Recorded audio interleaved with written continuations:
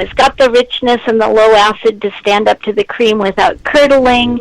It's going to add to the mouthfeel of the dish, and I think that's the one I'm going to use in the rabbit. And then once you've made that, what would you put with it? What would you drink with it? Well, you could certainly drink the rest of the sizer with it, unless you get it in the pot, which I've done before too. And that's another reason you should never buy just one bottle of anything. Wait, is that this is the Justin Wilson version of mead cooking, right? Little in the pot, little in me, little in the pot. Yeah, and you better have a backup bottle, or when you put the plate out on the table in front of your dinner guests, they're going to be like, "Where's the mead?" And you're going to be like, "Drank it." But if you did that, then you could go into your mead cellar and pull out maybe a semi-sweet traditional mead. That would work great. What other vegetables, like what other ingredients are in the rabbit? Are you using like carrots and parsnips or dried berries, or what else do you put in it? Typically, I go for 3 to 4 Old English style vegetables, which then get removed, and a heap of bacon, of course. And they get removed and then pureed into a soup, and then the meat gets recooked with cream with a reduction of the broth. So those vegetables would be like carrots and celery and parsnips or onions or something like that? Yeah, definitely onions. Turnips, always maybe? carrot because it's easy. Yeah, so then, I think something like a cranberry melomel that's got a little bit of sourness goes really well with game dishes, including rabbit. Definitely a sizer would work. A sparkling mead, like the one from De Hochland in Austria, or in the U.S. we have Hedron Meadery in California that makes a real mid-champenois style champagne mead. Those are going to go great with that because the richness of the sauce, the heavy fat, wants something like the acid or the carbonation that's present in a champagne to cut through it. Some other melomels in the same neighborhood of flavor as cranberry would work, like a pomegranate melomel, for instance. What about a sour cherry? Sour cherry, again, yeah, in the same flavor neighborhood as the cranberry and the pomegranate, that would be great. And actually, Belgian recipes often will have almost some preparation that you just named with those vegetables and then pureeing them, and they're often made with Kriek lambics. And so that combination of sour cherry and rabbit is like already established in Belgian cuisine. I think that would be terrific. When are you inviting me over for dinner? I know, right? Well, you convince Vicky to come over together. I'll pick you up from Sydney Airport and take you down to Melbourne by car, and we'll hit a half a dozen meaderies, and we'll make it happen.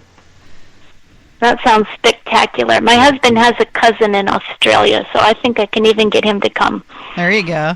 Yeah, Hamish is down Melbourne way, so he's kind of... Whereabouts in Australia? You put me on the spot. I'm embarrassed. I'm not sure. I think it's near Melbourne, though. I do. Okay. Oh, that's convenient then. All right. Yeah, because as we're discovering, every time I ask Hamish where's X, Y, or Z, he's like, well, that's like 1,500 kilometers away. It's like... everything's like forever in Australia, apparently. It's just like in Canada. Yeah, I know. So, well, wow, Chrissie, I'm even more excited about the book now. I mean, I've been hearing about it for a while, obviously, through the MMA and through talking to you and stuff, but this is, I had no idea how much depth there was to this, and I'm really anxious now to dive. I'm gonna probably start reading it as soon as we get off tonight. I've been really bad. It's been on my list, and I've been going, yeah, okay, I'll get to that tomorrow, and okay, now I'm just gonna have to read it. Put down that copy of the dogfish head history that I'm reading and read your book instead. So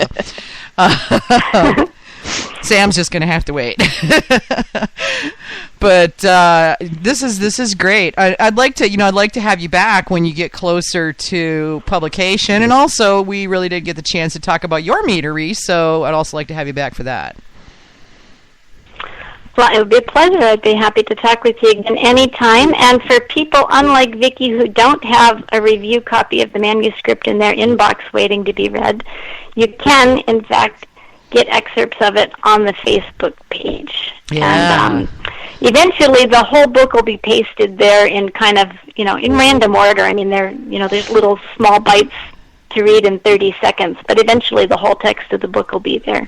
There's like all these people rushing to your Facebook page, which is linked on the Got Mead show page for this episode. So you can go right there and click straight through to it. I already liked it. Yep, there you go. So yeah, I think that's definitely gonna be awesome. I can't wait to get my copy. This is gonna be cool. So. Well, gosh, Chrissie, thanks so much for coming on, and with short notice, too. I meant to get a hold of you earlier, and it didn't work out that way. So.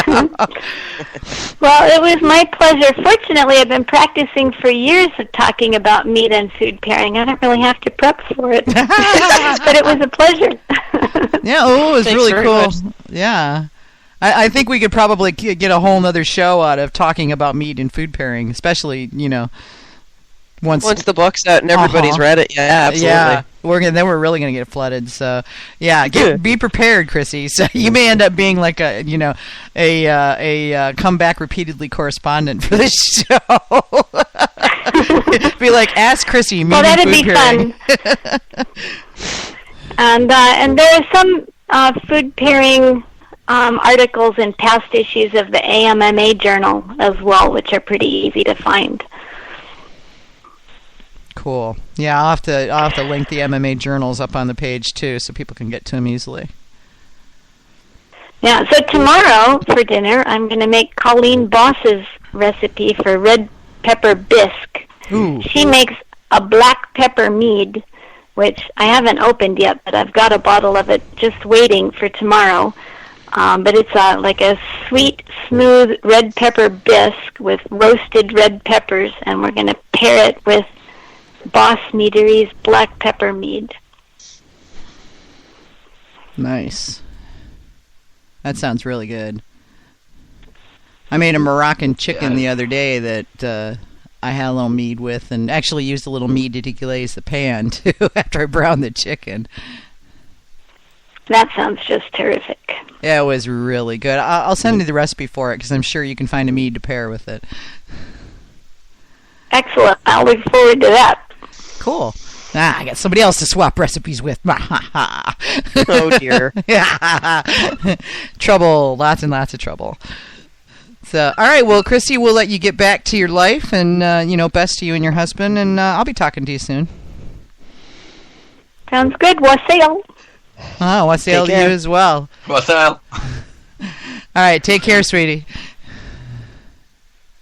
Good night. All right. Good night. Well, that was fun. Yeah, she was a lot of fun. Yeah. Now, she had some really good stuff, and oh my gosh, once we got going with that, we could totally make a couple more shows out of it if we wanted to. Yeah, I really think we could. Sounds a bit like her book. Yeah.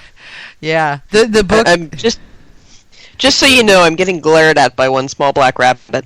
Oh, I'm sure you are, because we were talking about things like that.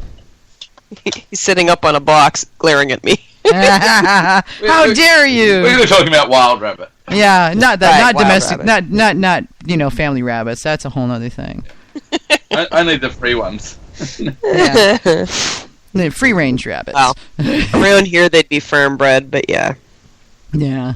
All right, so I'm gonna go ahead and get Pete in here. Mandy's also ready. Oh, right. Okay. Go ahead and add him too. If you can, AJ, always get wild rabbit. They taste so much different to the farmed rabbits. Yeah. Hello. Hi, Pete. Hi there. How's everybody doing? Pretty good. We're all wiping drool off our microphones because Chrissie had all these amazing recipes that she's talking about. Holy cow! Mm-hmm. Well, that's great. So sounds like the book is going to be pretty good. So lots of really good stuff in there. So yeah, we're talking. And Manny's here. Manny, did you make it in? Yeah, I'm here. Hi. Hi.